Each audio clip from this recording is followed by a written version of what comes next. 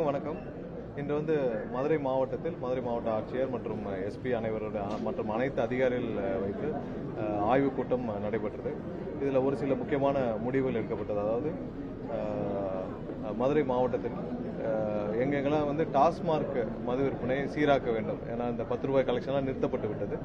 So அதையெல்லாம் மீண்டும் சீராக்கும் வகையில், அப்புறம் எங்கெங்கெல்லாம் பார் வயலேஷன்ஸ்லாம் இல்லாமல் பார்க்கறதுக்கான கண்காணிப்புகள் அதிகரிக்க வேண்டும். ஏன்னா பாரில் அந்த நேரத்துக்கு பிறகு யாரும் ஆப்ரேட் பண்ணக்கூடாது. ஸோ அதையும் கண்காணிக்கிறதுக்கான இதுவும் சொல்லப்பட்டிருக்கு. அது இல்லாமல் இந்த எஃப்எல்2 பார்ஸ் எங்கெங்கெல்லாம் இந்த மனமகிழ் மன்றங்கள் இருக்கோ அதையும் கண்காணிக்கிறதுக்கான உத்தரவுகளும் கொடுக்கப்பட்டுள்ளது. ஸோ அதெல்லாம் ப்ராப்பராக ரன் ஆகுதா இல்லை ஏதாவது வயலேஷன்ஸ் இருக்கான்னு கண்காணிக்கிறதுக்கான உத்தரவுகளும் கொடுக்கப்பட்டிருக்கு. அடுத்ததாக குவாரிகள், இப்போ மதுரை மாவட்டத்தில் எத்தனை குவாரிகள் இதுவரைக்கும் இயங்கிட்டு இருக்கு, எத்தனை குவாரிகள் இதுவரைக்கும் இயங்கி அதாவது மூடப்பட்டிருக்கு. ஸோ மூடப்பட்டிருந்தாலும் அவங்க இப்போ கடந்த 1 வருடம் 2 வருடத்துக்கு முன்னாடி குவாரிகள் மூடப்பட்டிருக்கும். ஸோ அந்த குவாரிகளும் ஏதாவது வயலேஷன்ஸ் இருக்கான்னு பார்க்கணும். ஏன்னா அவங்க 1 வருஷத்துக்கு முன்னாடி க்ளோஸ் பண்ணியிருந்தாலும், ஏன்னா அரசு ஒரு இயற்கை வளங்களை கொள்ளையடித்தவர்கள், திருடினவர்கள் யாராக இருந்தாலும் அவங்க தப்பிக்கக்கூடாது. ஸோ அதில் என்னென்ன வயலேஷன்ஸ் இருக்குன்னு அனைத்து அசஸ்மெண்ட்டும் பண்ண சொல்லி மைன்ஸ் டிபார்ட்மெண்ட்டுக்கு உத்தரவிடப்பட்டுள்ளது. ஸோ அவர்கள் கம்ப்ளீட்டாக இதுவரை கடந்த 7-8 ஆண்டுகளாக இயங்கி வந்த குவாரிகள் எதெல்லாம் மூடப்பட்டிருக்கு, இல்லை இப்போ கரண்டாக இருக்கிற குவாரிகள் அனைத்தையும் அசஸ் பண்ணி எதெல்லாம் விதிமுறைகள் மீறி செயல்பட்டு இருக்கோ அனைத்து மீது நடவடிக்கை எடுக்கும் வேலைகளை துவங்கியிருக்காங்க. ஸோ அசஸ்மெண்ட் வேலைகளை துவக்கப்பட்டிருக்கு. ஸோ அவங்கெல்லாம் முடிச்ச பிறகுதான் நம்ம ஒரு கன்க்ளூஷனுக்கு வர முடியும். அதற்கான வேலைகள் நடைபெற்று வருது. ஸோ எங்கேயுமே இல்லீகல் குவாரிஸ் கண்டிப்பாக அனைத்து இல்லீகல் குவாரியும் நிறுத்தப்பட்டு விட்டுச்சு. கடந்த வாரமே பல குவாரிகள் சஸ்பெண்ட் பண்ணப்பட்டிருக்கு. இல்லீகல் குவாரி அனைத்தும் மூடப்பட்டிருக்கு. எங்கெங்கெல்லாம் திருட்டுத்தனமாக மணலோ இல்லை கிராவலோ சவுடோ எடுக்கப்பட்டதோ அதெல்லாம் நிறுத்தப்பட்டிருக்கு. ஸோ இதெல்லாம் இன்னைக்கு துவக்கப்பட்டிருக்கு. அது இல்லாமல் வர காலங்களில் மதுரை மாவட்டத்தில் பார்த்தீங்கன்னா பெரிய அளவில் கழிவுநீர்கள் கால்வாய்கள் இல்லாமல் இருக்கு.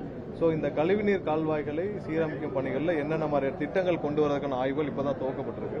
ஸோ இதெல்லாம் முடிவடைய பல காலம் எடுத்தாலும் உடனடியாக ஒரு சில இடங்களில் மக்கள் பெரும் அவதியில் இருக்காங்க இந்த கழிவுநீர்களை வெளியேற்றுவதற்கான வேலை. ஸோ அவங்களுக்கு டெம்பரரி ஸ்கீம்ஸ் ஏதாவது போட முடியுமான்ற அசஸ்மெண்ட்டும் எடுத்திருக்கு.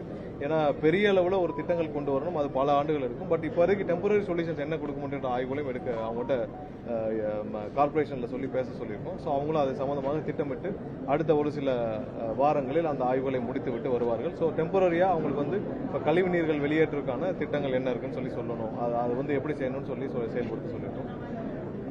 அடுத்ததாக மதுரை மாநகராட்சியில் அவங்க எல்லாம் தெரியும், அந்த மதுரை மாநகராட்சி ஊழல் பற்றி அவங்க எல்லாருக்கும் தெரியும். ஸோ இதில் ஆட்சியர் கலெக்டர் அவர்களும் மாநகராட்சி கமிஷனர் புதுசாக பொறுப்பேற்றிருக்கிறார். அவர் அடுத்த இன்னும் ஒரு சில நாட்களை ஜாயின் பண்ணிடுவார். ஸோ எங்கள் அனைவரும் சேர்ந்து கண்டிப்பாக திரும்பவும் ஒரு அசஸ்மெண்ட் பண்ணுறதுக்கான வேலைகளை இன்னைக்கு பேசியிருக்கிறோம். முழு அளவிலான ஒரு அசஸ்மெண்ட் செய்யப்பட்டு கண்டிப்பாக யாரெல்லாம் வயலேஷன் இருந்தாங்களோ கடுமையான நடவடிக்கை எடுக்கப்படும். ஸோ முழு அளவிலான கம்ப்ளீட் அசஸ்மெண்ட் செய்யறதுக்கான வேலைகளை இன்று ஆலோசிச்சிருக்கிறோம். விரைவில் மாவட்ட ஆட்சியர் மற்றும் கார்பரேஷன் கமிஷனர் அனைவரும் ஆலோசித்துவிட்டு இது எப்படி துவங்கலாம், கண்டிப்பாக எல்லாத்தையும் திரும்ப ரீஅசஸ்மெண்ட் பண்ண வேண்டிய கட்டாயத்தில் இருக்கிறோம். ஏன்னா இவ்வளவு பெரிய வயலேஷன்ஸ் கண்டிப்பாக கிட்டத்தட்ட அரசுக்கு பல 100 கோடி வருவாய் இழப்பு ஏற்பட்டிருக்கு. எந்தெந்த வருடத்தில் ஏற்பட்டது, எதனால் ஏற்பட்டது, திரும்பவும் அதை நம்ம இதை வச்சுட்டு சஸ்டெயின் பண்ண முடியாது. ஸோ அதெல்லாம் ரீஅசஸ்மெண்ட் பண்றதுக்கான வேலைகளை எப்படி துவக்குகின்ற திட்டமிடும் வேலைகளை பணிகளை அவர்கள் பேசிட்டு வருவாங்க. ஒரு சில நாட்களில் அதை பேசி முடித்த பிறகு மாவட்ட ஆட்சியரும் கமிஷனரும் சேர்ந்து அறிவிப்புகளையும் வெளியிடுவாங்க. ஸோ அதுக்கப்புறம் திட்டமிட்டு கண்டிப்பாக விரைவில் அனைத்து அசஸ்மெண்ட்டையும் முடிச்சு இதை எங்கெங்க தவறு இழைக்கப்பட்டதோ அது கண்டிப்பாக அதற்கான வழக்குகளும் ப்ராப்பராக முறையாக எதற்குமே ஒரே எதற்குமே இல்லை எப்படி திட்டம், அதாவது இப்போ கார்பரேஷன் அசஸ்மெண்ட்டை என்னென்ன மாதிரியான திட்டங்களை, அதாவது எவ்வளவு மாதங்களுக்குள்ள முடிக்கணும், எவ்வளவு வயலேஷன்ஸ் நம்ம கண்டுபிடிக்கணும், இல்லை எவ்வளவு அசஸ்மெண்ட் நம்ம கமர்ஷியல் பில்டிங் எவ்வளவு அசஸ்மெண்ட் இருக்கு, ரெசிடென்சியல் எவ்வளவு இருக்கு, இதெல்லாம் திட்டமிட்டு ப்ராப்பரா அனௌன்ஸ்மெண்ட் பண்ணுவாங்க. இதற்கான பெரிய அளவில் டீம் கன்ஸ்டியூட் பண்றதே மாவட்ட ஆட்சியரும் கார்பரேஷன் கமிஷனர் சேர்ந்து பண்ணுவாங்க. கண்டிப்பா வருஷ கணக்கில் அல்ல, சில மாதங்களில் முடிக்கும் அளவிற்கு தான் இதோடைய திட்டங்கள் இருக்கும்.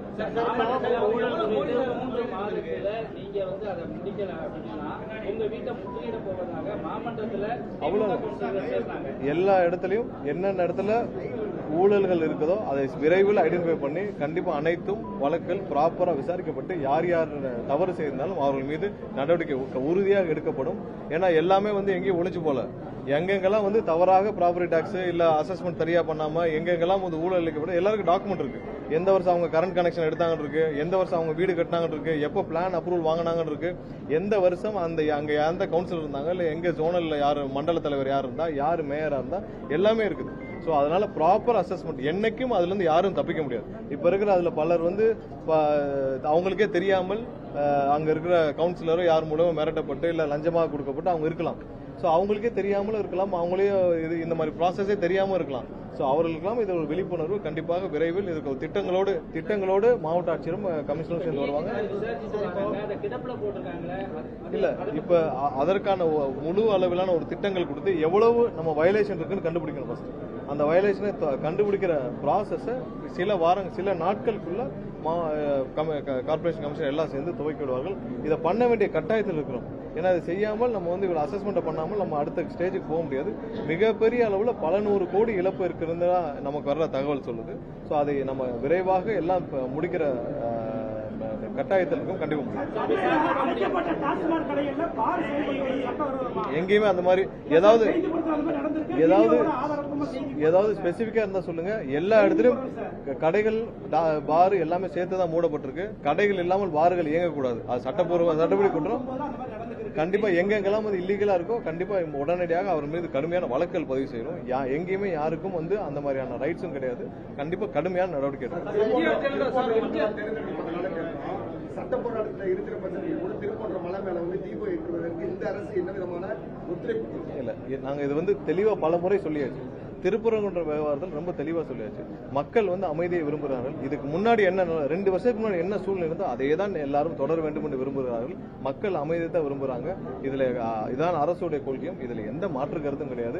இதுல பெரும்பாலான மக்கள் 2 வருஷத்துக்கு முன்னாடி என்ன சூழ்நிலை இருக்கோ அமைதியான சூழ்நிலை தான் எங்களுக்கு வேணும்னு நினைக்கிறாங்க. அதே தான் தொடரணும்னு நாங்களும் அரசும் நினைக்குது. இதுதான் நாங்க முன்னாடியும் சொல்லிட்டு இருந்தோம். 2 வருஷத்துக்கு முன்னாடியும் 10 வருஷத்துக்கு முன்னாடி எப்படி இருந்துச்சோ அதே சூழ்நிலை தான் தொடர வேண்டும் என்று அனைவரும் விரும்புகிறோம். அமைதியாக இருக்கும். இதுல யாரும் எந்த மதவாத சக்தியும் உள்ளே வந்து அரசியல் செய்ய நாங்கள் 100% அனுமதிக்க மாட்டோம்.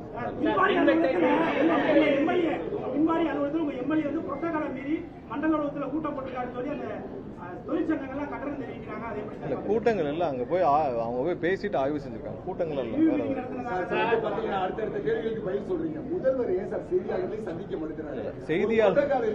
ஒரு நிமிஷம் இருக்க. செய்தியாளர்களை சந்திக்க யாரையும் பார்த்தும் பயம் இல்லை. எப்படியோ எவ்வளவோ வச்சு மிரட்டிய திமுக பார்த்து எங்களுடைய முதல்வர் ஒரு நிமிஷம் கூட பயப்படவே இல்லை. இதெல்லாம் வந்து யாருக்குமே பெரிய விஷயமும் கிடையாது. செய்தியாளரை சந்திக்க வேண்டும் என்ற பெஞ்ச் மார்க்கே கிடையாது. ஒரு 7-8 வருஷமா ஒரு சில பேர் அவங்களுடைய சொந்த விளம்பரத்துக்காக அவங்க இருப்பை காட்டுக்கிறதுக்காக ரெகுலரா செய்தியாளர் சந்திப்புன்றது நடந்துச்சு. இந்த செய்தியாளர் சந்திப்புன்றது இந்த 10 வருஷம் மெயின் ஸ்ட்ரீம் மீடியா வந்த பிறகுதானே. மெயின் ஸ்ட்ரீம் மீடியா வரதுக்கு முன்னாடி என்ன இருந்துச்சு? பிரிண்ட் மீடியா தான் இருந்துச்சு. பிரிண்ட் மீடியா இருந்த காலங்கள் என்ன இருக்கு? என்ன பிரஸ் ரிலீஸ் போகுமோ அதான் போகும். இந்த செய்தியாளர் சந்திப்புன்றது ஒரு 7-8 வருஷம் ஒரு சில பேர் வந்து அவங்களோட இருப்பை காட்டிக்கிறதுக்காக ரெகுலரா வந்து பிரஸ் மீட் குடிச்சு ஏதாவது பேசிட்டு போயிட்டு இருந்தாங்க. ஸோ எப்ப தேவையோ அப்ப சந்திக்கணும். மக்களை சந்திக்கிறார் எங்களுடைய முதல்வர். மக்களை ரெகுலரா சந்திக்கிறார். இப்ப போன வாரம் திருச்சி கூட்டம் நடந்தது. இது மாதிரியான கூட்டங்கள் ரெகுலரா நடக்கும். மக்களிடம் பதில் சொல்ல கடமைப்பட்டுள்ள நாங்கள் எங்களுடைய முதல்வர் கண்டிப்பாக மக்களை ரெகுலரா சந்திப்பார். செய்தியாளர் சந்திப்புன்ற பெஞ்ச் மார்க் எங்கேயுமே இல்லை. யாருமே வந்து செய்தியாளர் சந்திச்சாதான் நீங்க அரசு நடத்தணும்லாம் இல்லை. அப்படிலாம் கிடையாது. எப்பயுமே கண்டிப்பாக என்னென்ன மக்களுக்கு தெளிவுபடுத்த வேண்டுமோ அதை அந்தந்த காலத்தில் அன்னன்னைக்கு கண்டிப்பாக தெளிவுபடுத்திட்டு வந்துட்டு இருக்கிறார். மெயின் ஸ்ட்ரீம் வந்த பிறகு தானே நீங்க வந்து இந்த பிரஸ் மீட் இதெல்லாம் ரெகுலரா போது செய்தியாளர் சந்திப்பு இருக்கு. கண்டிப்பா செய்தியாளருக்கும் மக்களுக்கு என்ன தெரிவிக்கணுமோ அது ரெகுலரா பிரஸ் ரிலீஸ் வந்துருக்கு. சமூக ஊடகமோ அதே போல எங்களை போல ஊடகமும் இல்லாட்டினா நீங்க முதலமைச்சராக நாங்கள் யாரும் ஊடகத்தை ஒரே நிமிஷம் யாரையும் வந்து புறந்தள்ளவும் இல்லை, யாரையும் குறைஞ்சு சொல்லவும் இல்லை. செய்தியாளர் சந்திச்சாதான் நீங்க இருக்கணும்னு சொல்றீங்கல்ல, அந்த பெஞ்ச் மார்க்கை நீங்களா பிக்ஸ் பண்ணிக்கிட்டீங்க. நான் சொல்றேன் கண்டிப்பா செய்தியாளர் அரசு சார்பாகவும் கட்சி சார்பாகவும் நாங்கள் சந்திச்சுட்டு தான் இருக்கோம். ஆனால் முதல்வர் சந்திச்சே ஆகணும்ன்ற கட்டாயம் வந்து நீங்க எந்த பெஞ்ச் மார்க் வச்சு பிக்ஸ் பண்றேன்னு சொல்றோம். இப்ப சில ஆண்டுகள் தானே இது ரெகுலரா இருக்கு. அதுக்கு முன்னாடி உங்களுக்கு லைவ் ஸ்ட்ரீமிங்கே இருக்கு. லைவ் ஸ்ட்ரீமே இல்லாத காலத்தில் எப்படி செய்தியாளர் சந்திப்பு நடந்துச்சு? ஸோ அதுக்கான பெஞ்ச் மார்க் நீங்களா உருவாக்கிக்கிட்டு பண்ணாதீங்க. கண்டிப்பாக செய்தியாளர்களுக்கு என்ன மாதிரியான அறிவிப்புகள், என்ன செய்தியாளருக்கு மக்களுக்கு என்ன தெரிவிக்குமோ அது உங்க மூலமாக டெய்லி அறிவிப்புகள் வந்துட்டு இருக்கு. அப்புறம் என்ன அதை பத்தி நம்ம என்ன கருத்து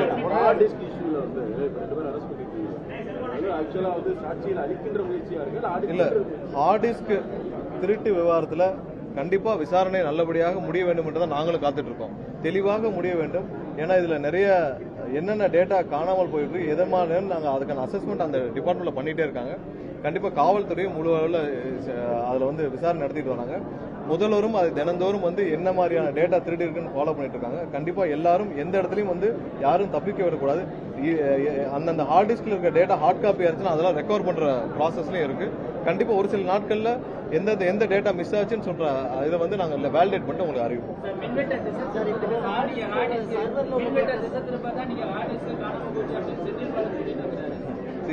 நான் தான் சொன்னேன், நம்ம உத்தமர் செந்தில் பாலாஜிக்கு வந்து ஹார்ட் டிஸ்க் திருடு போச்சுன்னா உடனே யாருமே பேசாம நம்ம உத்தமர் செந்தில் பாலாஜி மட்டும் டக்குன்னு ஏன் வந்தாருன்னு தெரியல.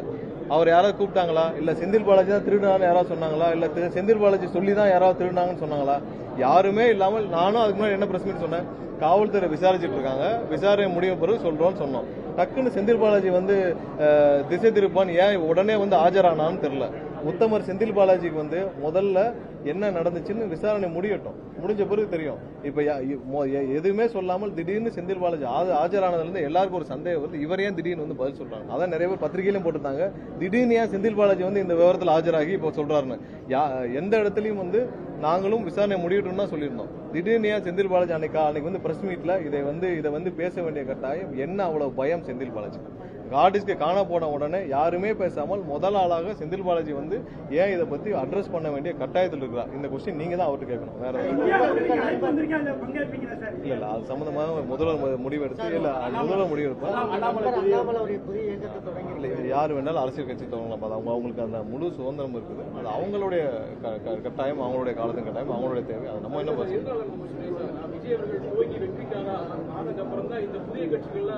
இல்ல, யாரு வேணாலும் கட்சி துவங்கலாம். அதுக்கு 100% ஸ்பேஸ் இருக்கு, சுதந்திரம் இருக்கு. அவங்களுடைய காலகட்டங்கள்ல இருந்து அவருக்கு ரசிகர்களா இருந்து வந்தவங்க எம்எல்ஏ ஆயிருக்கிறாங்க. உங்களை போல அந்த திடீர்னு வந்து அமைச்சர் இங்க இருக்கக்கூடிய ரசிகர்களா இருந்து சட்டமன்ற உறுப்பினர்களானவங்களும் அவங்களுக்கு தராங்க. இல்ல, அப்படியே கட்சியில் கண்டிப்பாக எல்லாருக்கும் கண்டிப்பாக முதல்வருக்கு முழு அளவிலான முதல்வர் போடும் உத்தரவுகளுக்கு முழு அளவிலான ஒத்துழைப்புகள் இருக்கு. எல்லாரும் இணைந்துதான் செயல்படுறோம், எல்லாரும் ஒரே கட்சியாக ஒன்றாக தான் செயல்படுறோம். இதுவரைக்கும் அமைச்சர்களும் பாத்தீங்கன்னா அனைத்து அமைச்சர்களும் எல்லாத்தையும் ஆலோசிச்சு கலந்தாலோசிச்சு எல்லாம் சேர்ந்து அவர்களுக்கு எல்லாரும் சேர்ந்து தான் பண்றோம்.